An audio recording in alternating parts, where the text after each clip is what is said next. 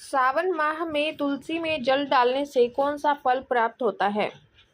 आप सभी को सावन मास की हार्दिक शुभकामनाएं। सावन का महीना बहुत ही पवित्र महीना होता है। इस महीने में भगवान शंकर की पूजा होती है। सावन के महीने में तुलसी माता का भी पूजन किया जाता है। हिंदू धर्म में तुलसी के पौधे को बहुत ही पवित्र और पौधा माना गया है। तुलसी के पौधे में साक्षात भगवान श्री हरि विष्णु जी और माता लक्ष्मी जी का वास होता है। यदि कोई भक्त कभी भी भगवान श्री हरि को भोग लगाता है तो भगवान विष्णु तुलसी पत्र के बिना किसी भी प्रकार का भोग स्वीकार नहीं करते हैं। तुलसी को भगवान श्री हरि विष्णु की अर्धांगिनी भी कहा गया है। इसलिए जो भी मनुष्य तुलसी की पूजा करता है वह कभी भी गरीब नहीं रहता है।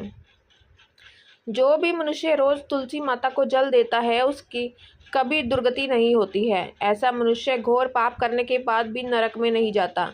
आज मैं आप सभी को एक कथा के माध्यम से बताती हूँ कि सावन मास में तुलसी को जल देने से कौन सा फल प्राप्त होता है। अगर आप भगवान शिव के सच्चे भक्त हैं तो उनकी कृपा प्राप्त करने के लिए कमेंट में ओम नमः शिवाय या हर हर महादेव अवश्य लिखिए। चलिए कथा का श्रवण करते हैं। एक समय की बात है कि भगवान भोलेनाथ जी के पास माता पार्वती जी आती है और देवों के देव महादेव से कहती है कि हे स्वामी, आप तो तीनों लोकों के स्वामी हैं। आपने समुद्र मंथन के समय समस्त संसार के मनुष्य को विष से बचाने के लिए आपने उस विष को पिया था। आप देवों के देव हैं, परंतु आप फिर भी इस तुलसी के पौधे की पूजा क्यों करते हैं? इसे नित्य जल क्यों चढ़ाते हैं? मैं इस पौधे को जल चढ़ाने का महत्व जानना चाहती हूँ। माता पार्वती की बात सुनने के बाद भगवान भोलेनाथ बोले, हे देवी पार्वती, तुलसी साक्षात लक्ष्मी जी का ही स्वरूप है। माता लक्ष्मी धन की देवी है और माता लक्ष्मी की नित्य पूजा करने के करोड़ों फायदे हैं जो मनुष्य को पता नहीं होते हैं। तो तुलसी के पौधे पर नित्य नियम से जल चढ़ाने मात्र से मनुष्य के करोड़ों पाप नष्ट हो जाते हैं। हे देवी पार्वती, तुलसी का महत्व तो बहुत ही है, परंतु इसका खास महत्व सावन मास में होता है। हे देवी देवती पार्वती, चलो मैं तुम्हें तुलसी को जल देने का महत्व बताने से पहले एक अत्यंत प्राचीन कथा सुनाती हूँ। इस कथा के माध्यम से मैं तुम्हें तुम्हारे सारे प्रश्नों के उत्तर मिल जाएंगे। इस कथा के माध्यम से तुम्हें तुम्हारे प्रश्नों के उत्तर भी मिल जाएंगे, इसलिए तुम इस कथा को ध्यान से सुनना। इस कथा को सुनने मात्र से ही समस्त पापों का नाश हो जाता है। अब माता पार्वती कहती है, हे प्रभु, मैं इस कथा को अवश्य सुनना चाहती हूँ। कृपया आप मुझे वह कथा सुनाइए, मैं इसे पूरे ध्यान से सुनूंगी। तब भगवान भोलेनाथ माता पार्वती को तुलसी को जल देने के महत्व के बारे में कथा सुनाते हैं। शिव जी कहते हैं कि हे देवी पार्वती, तुलसी को जल देने के पीछे एक प्राचीन इतिहास छुपा हुआ है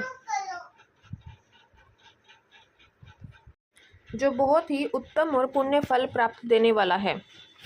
हे देवी पार्वती, पूर्व काल की बात है। देवपुरी में गोपाल नाम का एक ब्राह्मण रहता था।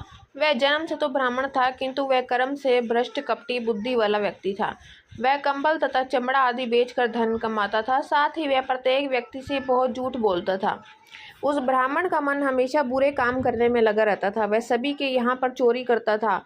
उसको वैश्यागमन और जुए की बहुत ही बुरी आदत थी।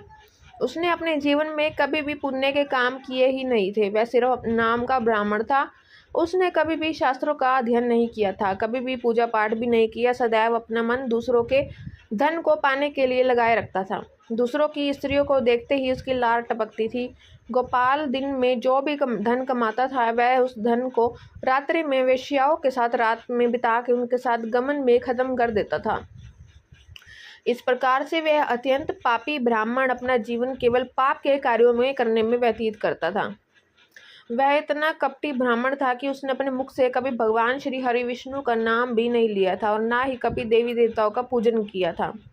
अब भगवान भोलेनाथ कहते हैं कि हे देवी पार्वती, इस प्रकार से पाप करते हुए उस ब्राह्मण को अनेक वर्ष बीत गए। एक दिन उस ब्राह्मण ने कंबल खरीदे और बिक्री के लिए अरुणाचल नगरी पहुंच जाता है। अब उस नगरी के पास से नर्मदा नदी बहती थी। वह नदी बहुत ही पावन थी, इसलिए उस नदी को स्नान करने के लिए दूर दूर से बहुत लोग आया करते थे। जब वह गोपाल ब्राह्मण वहीं पहुंचा तो उसने देखा कि आज भी वहां पर कई सारे ब्राह्मण आए हुए हैं। तो वह ब्राह्मण उसी नदी के किनारे एक आश्रम में ठहरता था। गोपाल वह देखता था कि आश्रम में तो अनेक विद्वान ब्राह्मण हैं जो पुराणों का पठन तथा भगवान विष्णु की स्तुति करने में मगन हैं। अब वह पाखंडी ब्राह्मण गोपाल भी ढोंग करता हुआ वहीं पर उनके साथ रुक जाता है और उन विद्वानों के साथ ब्राह्मणों के साथ जब वह रुकता है तो उस भगवान श्री हरि विष्णु का नाम सुनने का अवसर मिल जाता है। क्योंकि उस ब्राह्मण को बिक्री करनी थी तो वहाँ पे कुछ दिन रुक जाता है। अब वह वहाँ पर जब रुकता है तो देखता है कि वहाँ पर आए हुए लोगों ने गायों का पूजन करके ब्राह्मणों का भोजन कराया। तो उस पापी ब्राह्मण ने भी उन सभी के साथ बैठकर भोजन किया और भगवान का प्रसाद भी ग्रहण किया। भगवान भोलेनाथ कहते हैं कि हे देवी पार्वती, वहीं पर उस आश्रम में एक तुलसी का भी पौधा था। सबको देखकर वह पाखंडी ब्राह्मण भी जाने अनजाने में उस तुलसी के पौधे में जल डालने लगा था।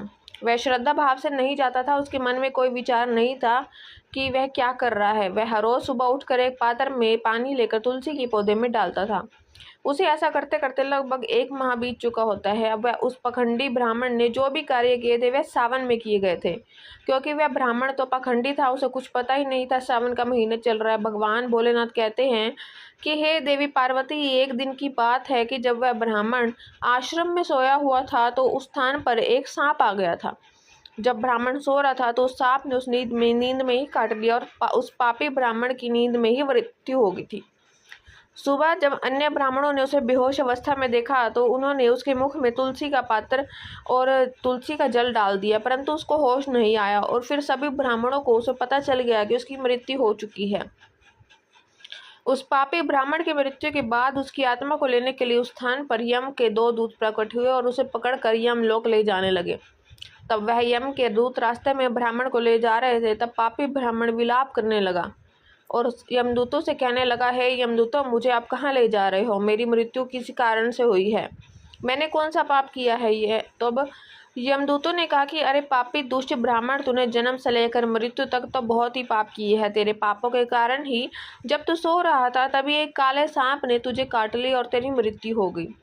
अब हम तुझे यमलोक लेके जा रहे हैं। वहाँ पर यमराज तेरे पाप कर्मों का लेखा जोखा देखेंगे और निश्चित ही तुझे वे नरक में डालेंगे। उन यमदूतों की बात सुनकर वह ब्राह्मण जोर जोर से विलाप करने लगा और उन यमदूतों से क्षमा याचना करने लगा। किंतु यम के दूतों को उस पर जरा सी भी दया नहीं आई, क्योंकि वे मृत्यु के देवता की आज्ञा का पालन कर रहे थे और वे उसे पीटते हुए यमलोक लेकर चले गए। जब यम के दूत उस ब्राह्मण को लेकर यमराज के सामने पहुंच गए तब यमराज के पास बैठे हुए चित्रगुप्त ने उस ब्राह्मण को जन्म से लेकर मृत्यु तक के कर्मों का लेखा जोखा निकाला और यमराज से कहने लगे कि हे महाराज, इस ब्राह्मण ने तो बचपन से लेकर मृत्यु तक पाप ही पाप किए हैं। इसने कोई भी पुण्य का काम नहीं किया है, तो यह महापाप है। तब यमराज बोले कि अरे इसे तुरंत ही मेरी नज़रों से दूर कर दिया जाए और कुंभी पाप नरक में डाल दिया जाए। अब यमराज जी उसे दूत से कहते हैं कि हे दूत, जीवन भर पाप करने वाले इस दुष्ट ब्राह्मण को उठा कर ले जाओ और इसे कुंभी पाप नरक में डाल दो।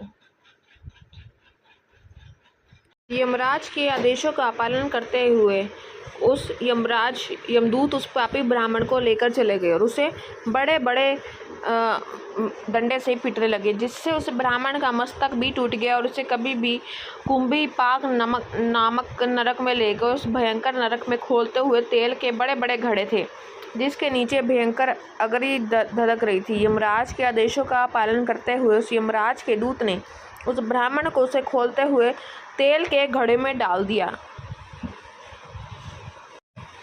अब भगवान भोलेनाथ कहते हैं, हे पार्वती, लेकिन जैसे ही वह ब्राह्मण उस खोलते हुए तेल के घड़े में गिरा, वह तेल तुरंत ही एकदम ठंडा पड़ गया। इस विचित्र घटना को देखकर उस यम के दूत को बड़ा आश्चर्य हुआ।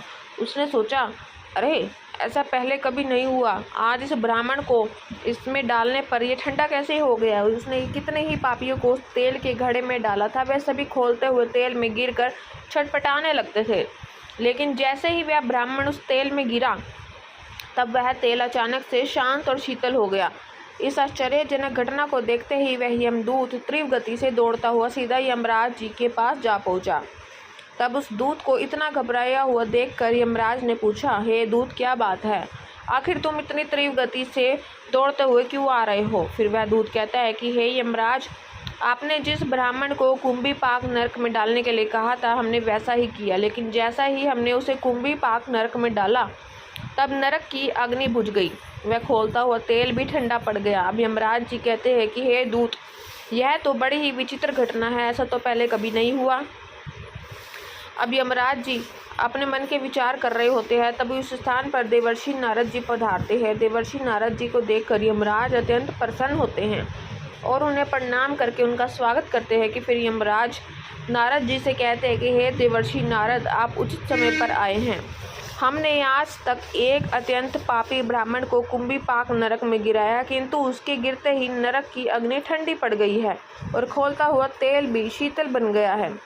यमराज जी की बात सुनकर देवर्षि नारद जी यमराज से कहने लगे, हे धर्मराज, आपने जिस ब्राह्मण को नरक में डाला है वह नरक में डालने योग्य नहीं है, क्योंकि उस ब्राह्मण के द्वारा अनजाने में ही ऐसा कर्म हो गया है जो नरक की नाश करने वाला है। वो पुण्य कर्म करने वाले लोगों के साथ रहता था, उसे उनके पुण्य का भाग फल मिल जाता है। यह ब्राह्मण तो 1 महीने तक भगवान विष्णु के भक्तों के साथ रह चुका है। इस ब्राह्मण ने एक आश्रम में रहते हुए नित्य तुलसी का जल अर्पण किया है, इसलिए यह बहुत बड़ा पुण्यवान है। इसके समस्त पाप नष्ट हो गए हैं और यह ब्राह्मण अब स्वर्ग लोक जाने का अधिकारी बन गया है। इस ब्राह्मण ने अनजाने में ही इतना पुण्य कमाया है जो जन्म जन्मांतर में मनुष्य को प्राप्त नहीं होता है, इसलिए आप इसे नरक में ना पकाओ। इस ब्राह्मण के पाप के लिए इसे केवल इतना दंड दो, इसे नरक लोक का दर्शन कराओ। अब भगवान भोलेनाथ कहते हैं कि हे देवी पार्वती, देवर्षि नारद की बात सुनकर यमराज अत्यंत प्रसन्न होते हैं और उस ब्राह्मण को कुंभी पाक नरक से निकाल कर लाते हैं और अपने दूतों से कहते हैं कि हे दूत, इस ब्राह्मण महात्मा को ले जाओ और संपूर्ण नरक का दर्शन करवाओ।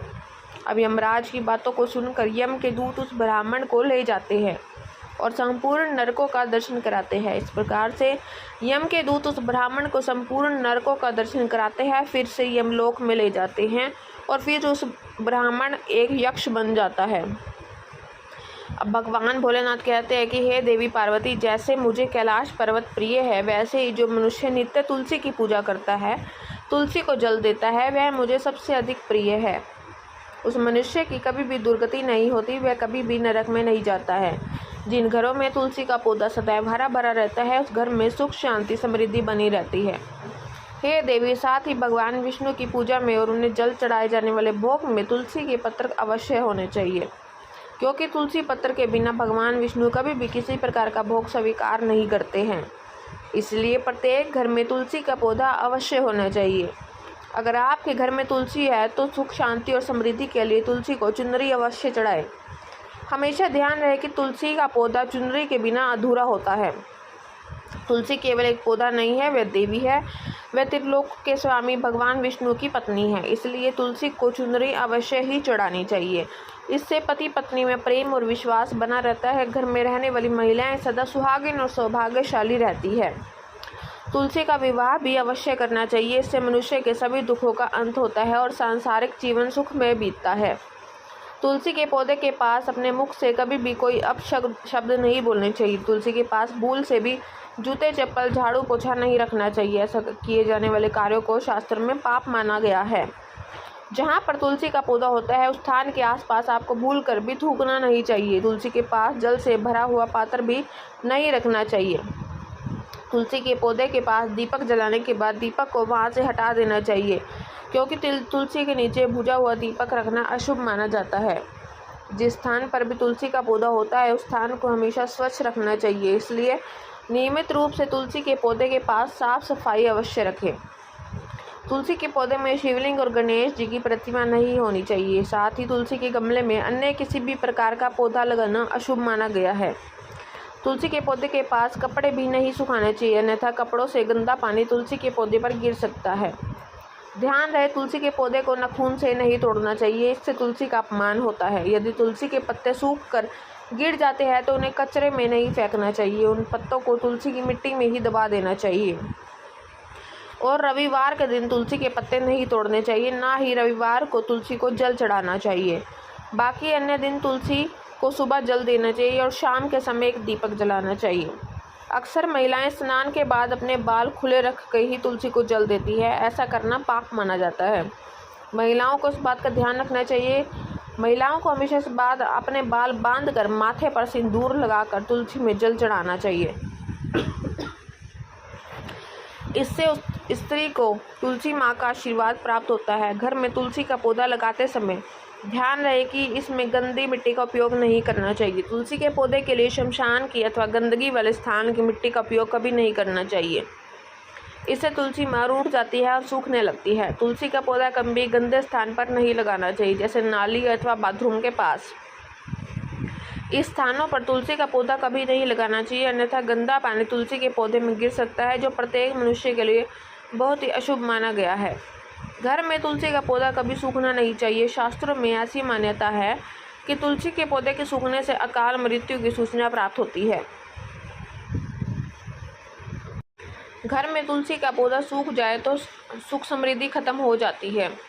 सूखी हुई तुलसी में माँ लक्ष्मी का वास नहीं होता है। शास्त्रों के अनुसार मासिक धर्म के दौरान भी महिलाओं को तुलसी के पौधे में पानी नहीं डालना चाहिए और ना ही तुलसी को स्पर्श करना चाहिए।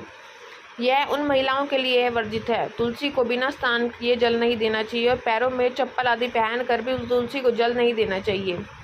तुलसी को जल देते समय ध्यान रहे कि वह जल आपके पैरों में ना पड़े, इससे तुलसी माता का अपमान होता है।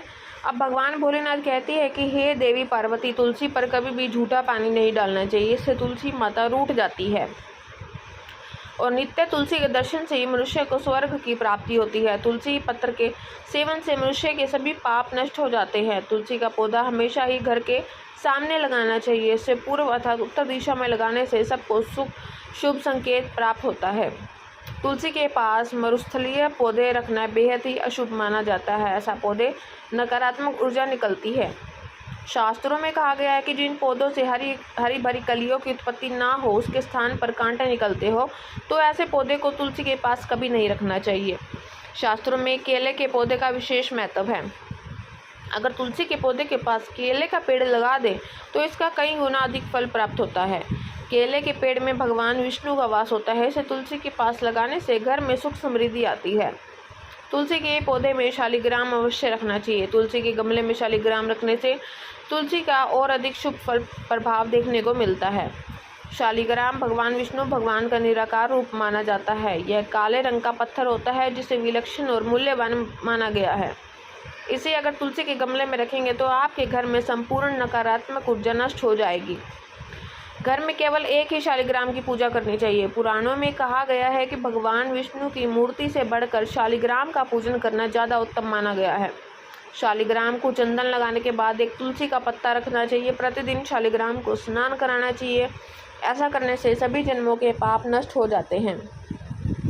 शालिग्राम भगवान सकारात्मकता और सात्विकता का प्रतीक होता है। भगवान भोलेनाथ कहते हैं कि हे देवी पार्वती, जो भी मनुष्य मेरे द्वारा बताई गई इन बातों पर अमल करता है वह निश्चय ही बहुत ही जल्द सुखी और करोड़पति बन जाता है। तब माता पार्वती कहती है कि हे नाथ, आपका मुझे इस कथा का श्रवण करने का धन्यवाद। इस प्रकार से भगवान भोलेनाथ ने देवी पार्वती को सावन मास में तुलसी के पौधे को जल देने का महत्व बताया और घर में तुलसी का पौधा लगाने के नियम बताए।